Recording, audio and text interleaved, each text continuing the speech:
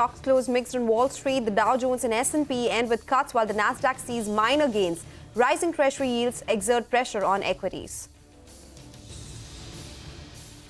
Stocks in Asia Pacific trade higher despite a mixed handover from Wall Street. The GIFT Nifty is also indicating a negative start for the Indian market. Crude prices rise. Brent trades above $87 a barrel on geopolitical concerns after Israel conducts airstrikes on the Iranian embassy in Damascus. Gold's record run continues above $2,250 an ounce on safe haven buying and bets on rate cuts by the US Fed. Ashok Leyland's total sales declined 4% year-on-year in March. TVS Motor sees a 12% growth in sales, with exports growing 23%. Hero Moto sees sales decline even as exports grew by 87%.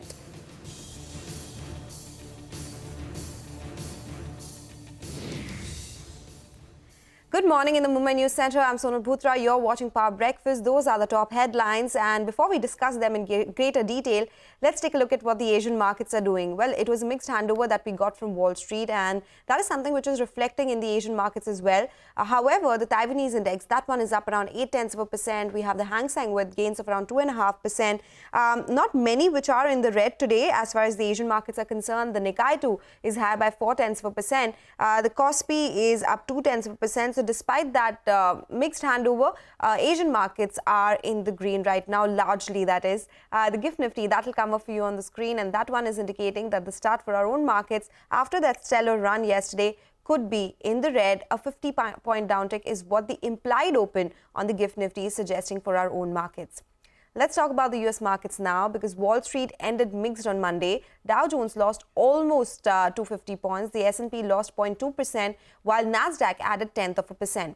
Treasury yields also jumped as traders digested fresh inflation data and Fed Chair Powell's remarks on the rate cuts. CNBC's Steve Kovac gets us a wrap of all the action on Wall Street.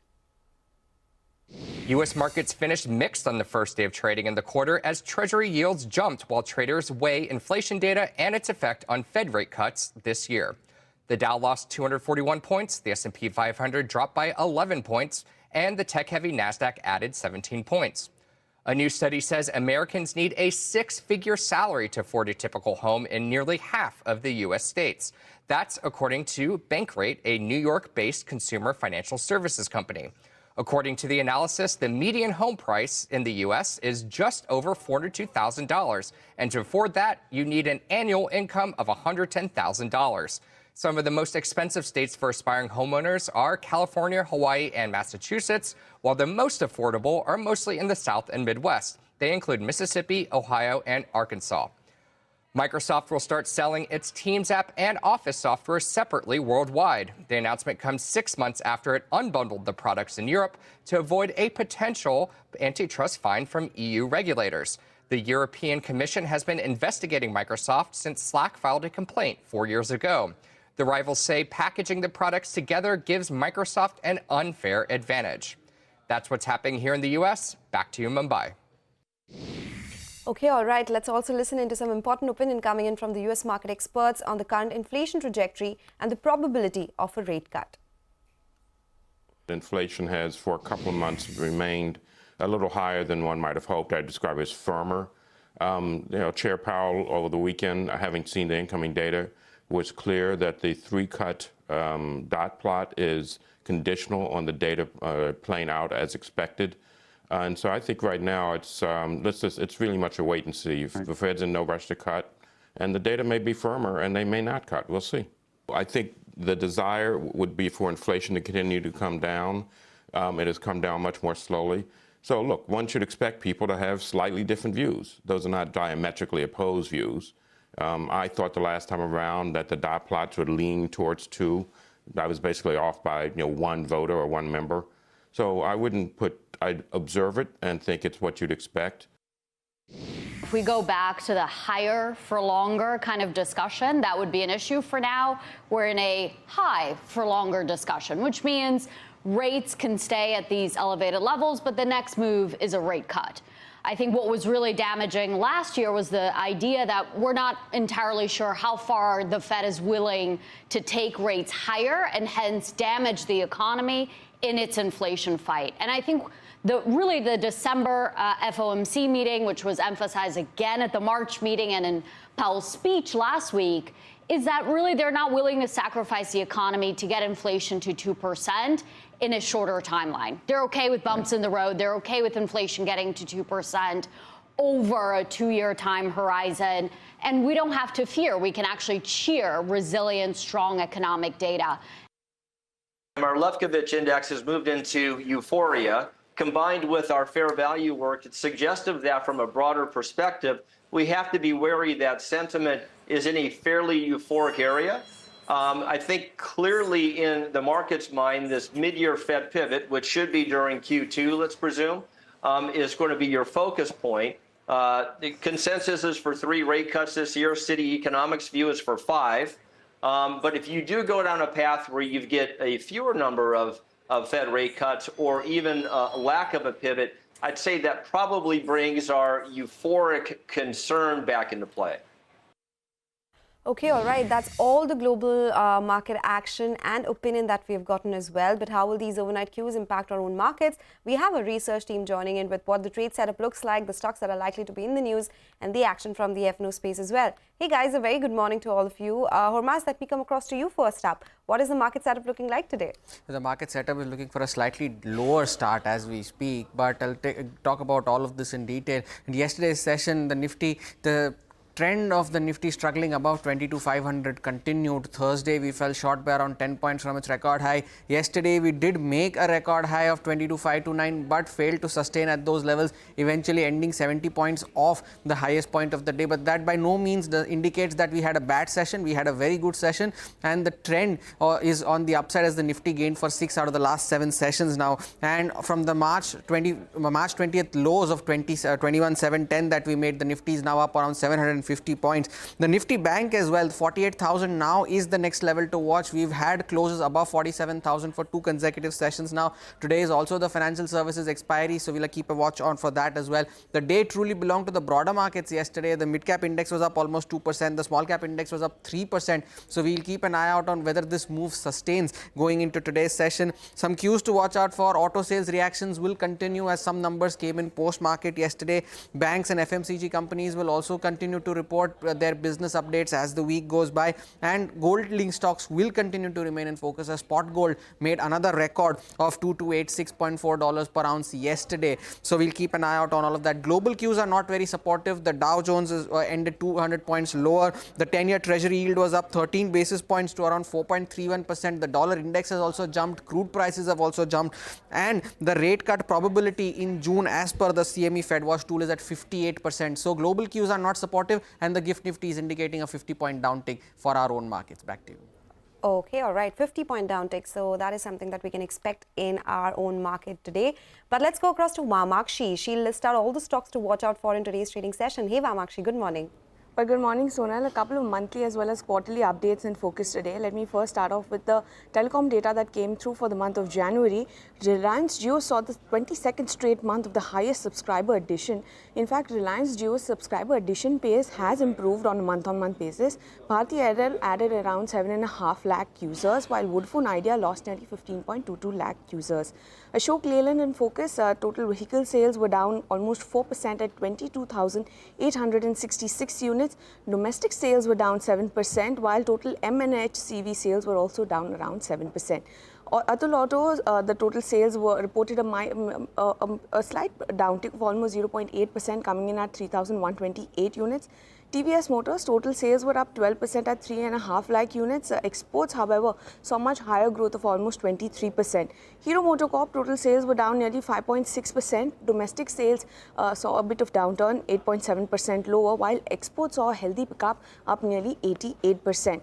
Uflex also in focus. The company has commissioned its CPP film production line with a capacity of nearly 18,000 metric tons per day.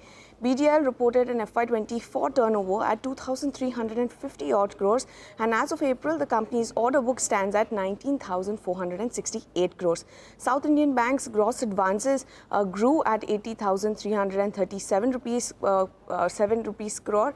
Total deposits were also up at 1.02 lakh crore. CASA was up 8%, and the CASA ratio also improved to around 32%. CSB total deposits were also higher, 29,719 crores is where it's at. Gross advances were also higher as compared to a sequential basis, 24,574 crores is where it's at. AB Fashion also on our radar. The company aims to vertically demerge its Madura fashion as well as lifestyle businesses into its separate listed entities, and after completion of this demerger, the company will be raising growth capital within the next 12 months. Okay, all right, that's a long list. Thank you so much for joining Vamakshi with that. And finally, let me go across to Manglam. He's joining in with all the cues from the FNO space this morning. Hey, Manglam. Good morning. So after a good start to FY25 yesterday, we did see some bit of come off towards the end of yesterday's trading session off the highs. And the GIFT Nifty is indicating a 50-point downtick at an open itself. The question is whether we go ahead and buy that dip or not. Because, you know, the Nifty over the last two trading sessions has been facing some resistance upwards of 22,500. Yesterday, after briefly hitting a record high, the Nifty did see a bit of retracement from there. And also important because it's day one of a new series and the high out there would be crucial to watch out for. But nothing really to worry from the broader market end of things, and the Nifty Bank, both of them outperforming. And in yesterday's up move, we saw some fear come off as well. And that's why the India VIX was down by almost 6% with the Nifty moving higher. What are the things we have to watch out for? One, you know, the cash market flows when they come back on steam. What are the kind of flows that FIIs bring in and the DIIs bring in as well? Yesterday, there was a purchase of 1,200 crores by the DIIs, 520 crores from the FIIs was on the sell side. FIIs bought about 275 crores in index futures, where they added about 5,000 long contracts, 3,000 short contracts. Long-short ratio, not much change from the start of the series, which is 45%. How much more is there room for the long position to build up? And then the third big trigger, it's for the next couple of days, the stock to watch out for will be HDFC Bank. Why do I say that? Well, because today is Tuesday, and Tuesday means it's Fin Nifty expiry, weekly options expiry, and HDFC Bank has the highest weightage on that index. Tomorrow is the Nifty Bank expiry. HDFC Bank again has the highest weight out there, and day after is the Nifty expiry. HDFC Bank, a big weight out there as well. And add to all of this, we have the results season 2, so we'll watch out for previews coming in from there. For the Nifty, 22,500 call writers are extremely active, as are the 22,500 put writers, expecting the market to be in a bit of a range between 22,300 to 22,700 on the way up. Long positions added on metal stocks. Hind Copper stands out there. And even Indus Tower saw a lot of long positions being added in yesterday's session. Okay, all right. Thank you so much, guys, for joining us. Those are the market cues you need to watch out for ahead of our trading day today. Time for a short break now. When we return, we get your excerpts from our exclusive conversation with Pharma Secretary Arunish Chawla. Stay tuned for that.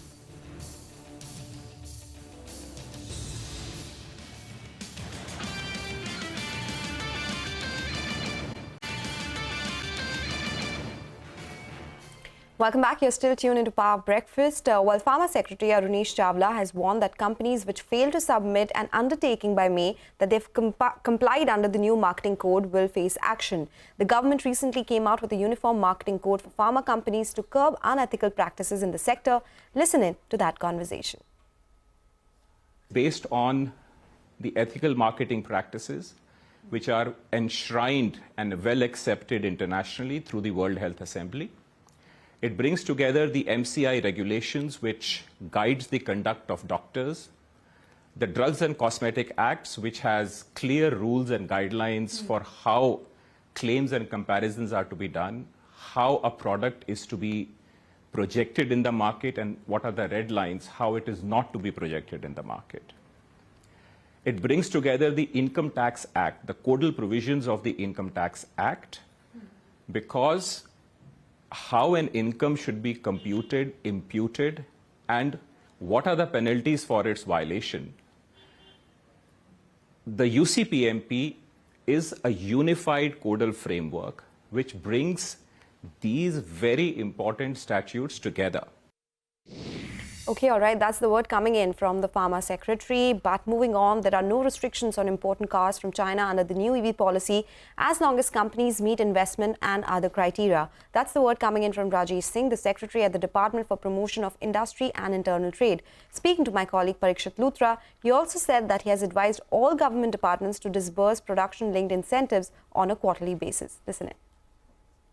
As of now, there is no, restriction on import from China per se. You would have seen BYD vehicles are already on the road after paying the relevant, import duties. So we've not, the only restriction that exists in India is on the investment side, where we have Press Note 3 and we have a restriction on land border countries. So yeah, FDI from that area is difficult. Imports from that area is theoretically possible under the present regime. Whether we'll necessarily keep it that way, I can't take a call. But as of now, under our existing policies and regulations, imports, there is no restriction on imports. Incentives so far cumulatively is about 5,500 crores that have been disbursed. But that isn't the nature of the scheme, because the incentives are meant to be disbursed at the back end. The investments have to be made, have to be front-ended. They have to be accompanied by incremental sales, and only thereafter, on the incremental sales and after meeting other targets like investment or domestic value addition, you then provide the incentives. So, although the incentives are only 5,000 crores, the amount of investment that has come in so far is almost 1,06,000 odd crores. Incremental sales so far, the sales so far under the PLI scheme is about 9 lakh crores. Exports are about 3 lakh crores. So yes, the scheme has had a big impact across these 14 odd sectors. More so in certain sectors like mobiles, mobile manufacturing, electronics, food processing, pharma. These are the areas which have moved faster. There are others where they are in the gestation period. So we might see some more traction there in the coming years, like white goods and automobiles, solar modules. Okay, that's the word coming in from DPIIT Secretary. We'll keep getting you more excerpts of these conversations through the course of the day. But let's move on. Maharashtra has consistently been one of the highest attractors of foreign direct investment into the country, and this has become a big talking point ahead of the general elections. In our continuing election series, Election Exchange, CNBC-TV18 Santya Gora reports that almost every party is claiming that credit for this situation. As home to India's financial capital, Maharashtra is seen as a hub for commerce. And its ability to attract foreign direct investment has been strengthened by its economically advanced status, the availability of skilled manpower, and its strong manufacturing caliber. Encouraging state government policies have also helped. In FY21, with inflows of 1,19,000 crore rupees, Maharashtra stood at number 1 on the list of states with highest inflows. It retained this spot in FY22 despite the number slipping to 1,14,000 crores and found itself at the top of the list in FY23 with inflows of 1,18,000 crores. From the Eknath Shinde-led ruling Mahayuti alliance to the earlier Uddhav Thackeray-led Mahavikas Aghadi, political parties are taking credit for this performance as they push to resonate with the urban voters. आज यहाँ पर हमारे यहाँ बहुत potential है, infrastructure अच्छा है, connectivity है, स्किल मैन पावर है, सब कुछ है और हमारी सिंगल विंडो क्लियरेंस सिस्टम है. गवर्नमेंट ने पॉलिसी चेंज कर दी, सब्सिडी देते हम और जो नया इंडस्ट्री आता है उसको रेड कारपेट देते हैं. But some experts point out that Maharashtra's impressive FDI numbers are not a new phenomenon, as evidenced by Reserve Bank of India data, which shows Maharashtra remaining among the top 5 states in terms of FDI inflows between 2000 and 2012. They also point out that many of the companies that promised to come to the state have since shifted to other states due to better policies on offer. The urban voter also studies all these things and they know that if FDI they're going to bring in here, say for example Foxconn, Vedanta, where did it go? Gujarat. Airbus, Gujarat. Bulk Drug Park, Gujarat. Why is everything going to Gujarat? Because this government, whatever they are doing, is on the lines of the Bharatiya Janata Party.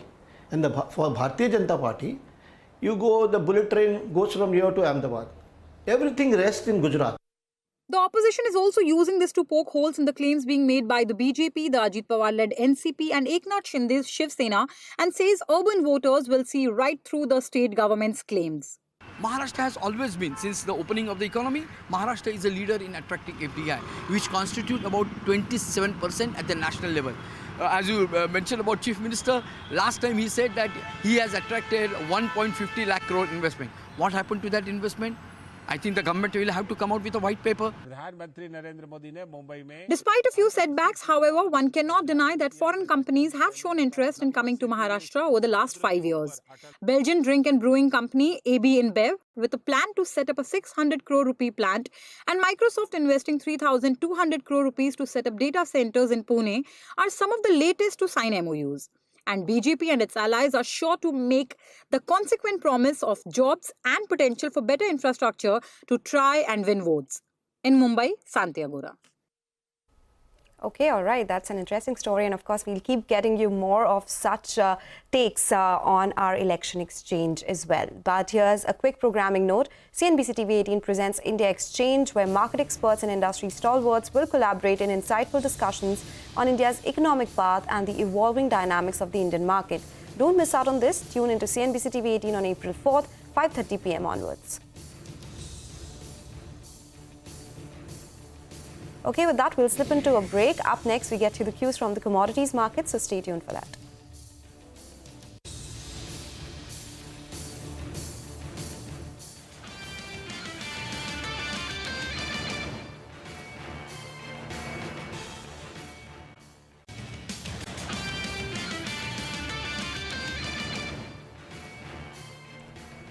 Welcome back. You're still tuned into Power Breakfast. Tata-owned Vistara has confirmed that there have been significant number of flight cancellations and delays in the past few days. The airline has cited various reasons, including crew unavailability, and as per some reports, around 49 flights were cancelled yesterday. Vistara said that they have decided to temporarily reduce the number of flights they operate to ensure adequate connectivity across their network. The airline also said that they deployed larger aircraft on select domestic routes to combine flights or accommodate more number of customers wherever possible. Okay, with that, let's move on and get you some important updates we are tracking from West Asia this morning. First up, 7 people were killed, including 2 commanders, after an Israeli airstrike hit the Iranian consulate in the Syrian capital of Damascus. The Iran Revolutionary Guards, in a statement, said that a senior commander and his deputy were killed in the attack. Iran's envoy to Syria, who survived the attack, said Tehran's response will be decisive. In a separate statement, the Iranian foreign minister called the airstrike as a violation of all international obligations and blamed Israel. Syria, Russia and Saudi Arabia condemned the attack. The US State Department said they remain concerned about anything that would be escalatory in the region. And in a separate development, the Israeli parliament has approved a law that grants senior ministers the power to shut down foreign news networks deemed as a security risk in support of Prime Minister Netanyahu's pledge to shut down the local offices of the Al Jazeera network. Netanyahu on Monday tweeted that Al Jazeera harmed the country's security and actively participated in the October 7 massacre. Responding to the allegations, Al Jazeera called the parliamentary move an escalation and said it is a part of a series of systematic Israeli attacks to silence the network. Okay, all right. With that, let's move on and talk all about the commodity markets. Manisha Gupta is joining us with the update now. Hi, Manisha. Good morning. Morning, and as you were mentioning, Sonal, the reports of Iran consulate in Syria being hit by Israel missile, that's exactly what is keeping many of these commodity prices on the higher side. There is the smart money inflow in tangible commodities. So when you look at the crude oil prices, we've gained 1% overnight. We're trading at a 5-month highs right now. Apart from the geopolitics, it's about the strong manufacturing data that has come in from US and China. The Japan service sector optimism is at a 33-year highs, and the Europe demand also has firmed versus an expectation of a contraction. So you are looking at better numbers on ground as well. The gold prices, in the meanwhile, also are holding near all-time highs. We've seen prices gain up by 10% in the previous quarter. Apart from the geopolitics, it also is about buying from central banks, ETFs, and retail that has been supportive. And all eyes really on June on whether or not we see that first rate cut happen. If it does happen, then you are looking at another leg up in case of gold. Okay, all right. So higher on the commodities. Gold is the safe haven buying right now. Thank you so much, Manisha, for joining us as always and giving us that update on the commodity space. With that, we'll do one thing. We'll take your leave on this edition of Power Breakfast, but do stay tuned. A lot lined up on Bazaar Morning Call that comes up next.